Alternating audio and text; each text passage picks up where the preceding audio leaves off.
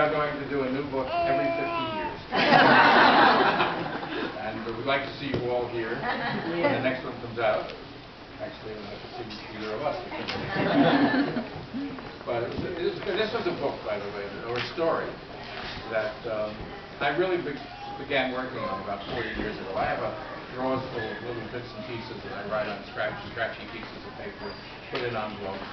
And some of them reappear, and some of them I never heard of again. And this one, I have. Yeah, Betty, you should have it. I took it out occasionally. I would look at it. I never really knew what to do with it or where I wanted to go with it. So I put it back and forget about it. Or I'd write a couple of pages and I'd say no, but I'll put it in with the other notes. I took it out a few years ago, and it just began to happen. I began to feel I knew what to do with it.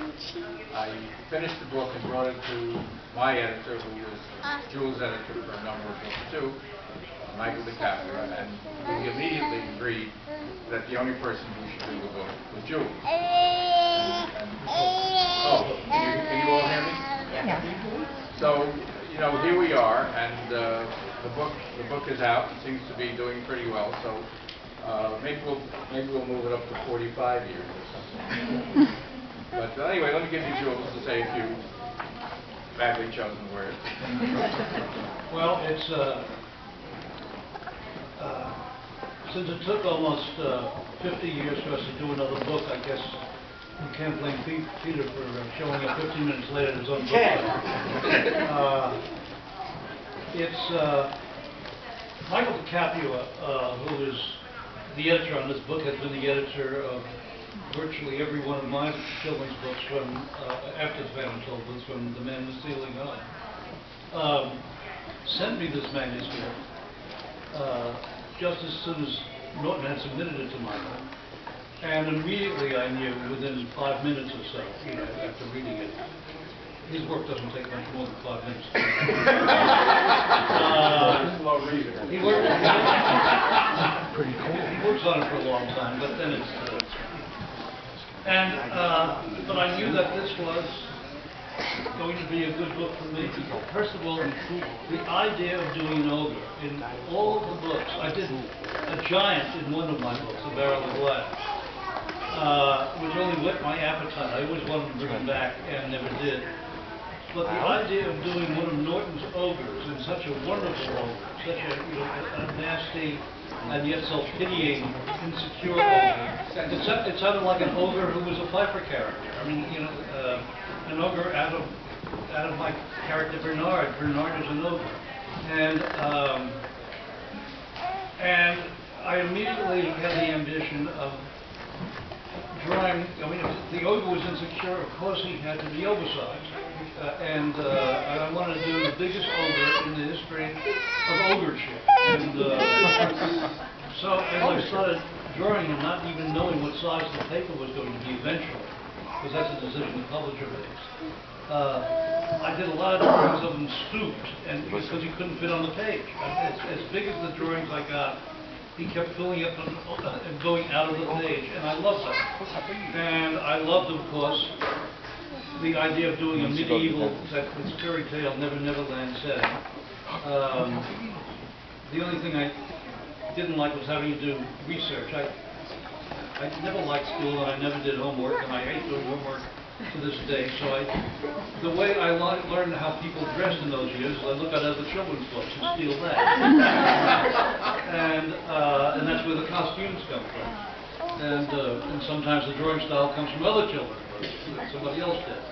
But from beginning to end, it was a joy to do, and something has to be said for this age of publishing, where digitally they can get your colors and get your drawing and get your line phenomenally accurate, so that it just jumps off the page, as the work does in this book, which has as much to do with the publishing experience, the printing experience, as it has to do with the work I did. As a matter of fact, when we went over the proofs with Michael and some others connected to it, I ended up thinking that some of the prints that were going to come out were better than the originals, and I said, let's not correct the color, let's run these. And that's how delighted I am with the whole experience. It worked out fine. And Norton, you are working on something else again. I wasn't going to tell you that. Yes, I know. Well, I'm busy. We should give you a little background on some of this, because Jules and I met a long time ago in very odd circumstances. He was living in a little room in Brooklyn Heights. I was in the Navy at the time, giving my all. You were? Yes, I was. Yes. And I was stationed He was last. never in the Navy. I mean, in the Navy, he was in his apartment all day long. Somebody had to do it. I was stationed at the Brooklyn Navy Yard, my last stationing, and they had a thing where you could either stay on the base, which was hell, or they gave you a living allowance and you could live off the base somewhere. So I chose the living allowance and found out it was $77.10 to get an apartment. So I took it anyway, and I was wandering around Brooklyn Heights, and I found a little basement apartment. And I took it, and a few days later, it must have been, I met Jules. He claims we were both taking out garbage and met at the garbage can. Actually, I think it was I was taking out my garbage. Jules was looking for something to eat. But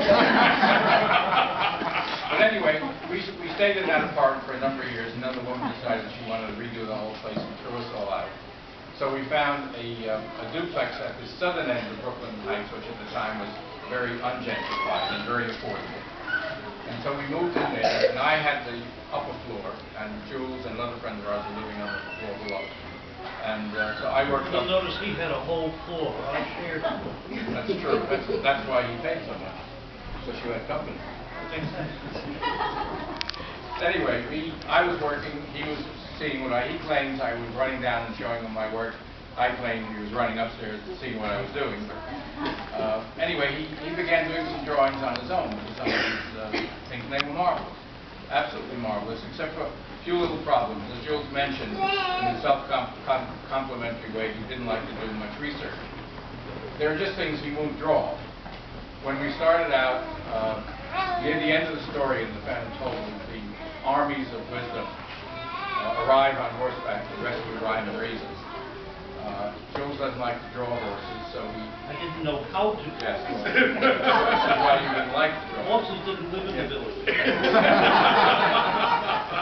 Anyway, he came to me one day and said, would I mind if we mounted the army on cats? So, I absolutely agree. That's not true. I don't have cats either. But anyway, he drew one silhouette of a horse and then projected it back to a whole page, so we had an army on horseback.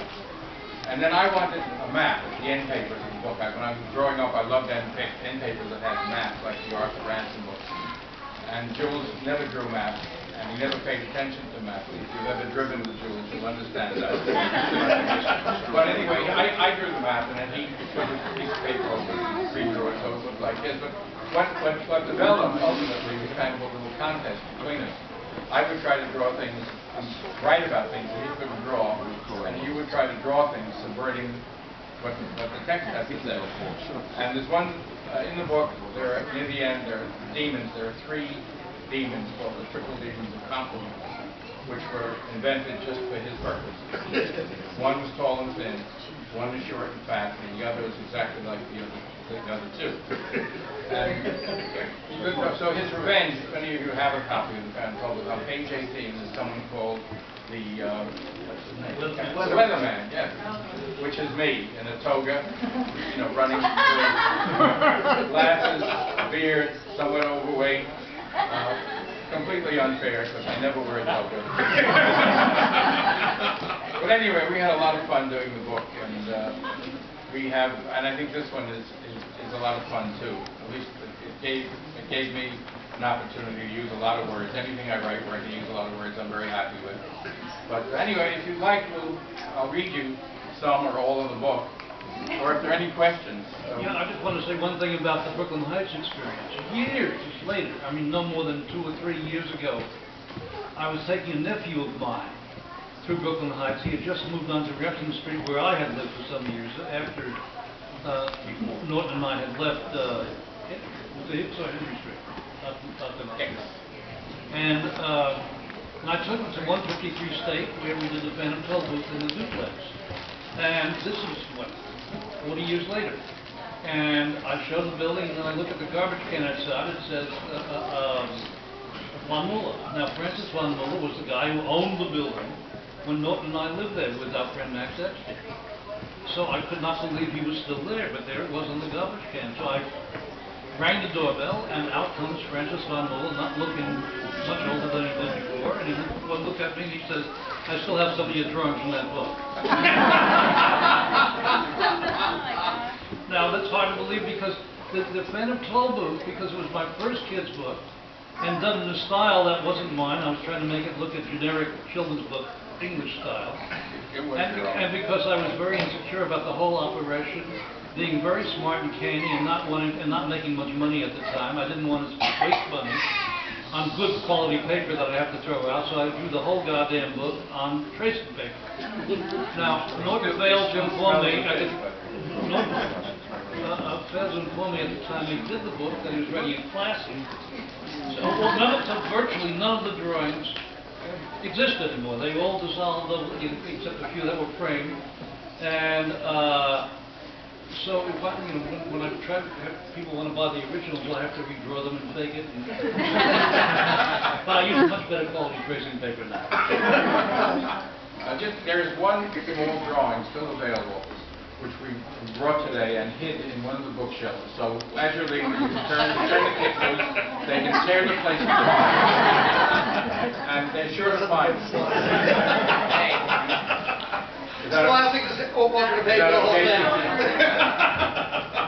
Anyway, I'm going to read a little bit to you whether you like it or not. Okay, going to read the book. Right.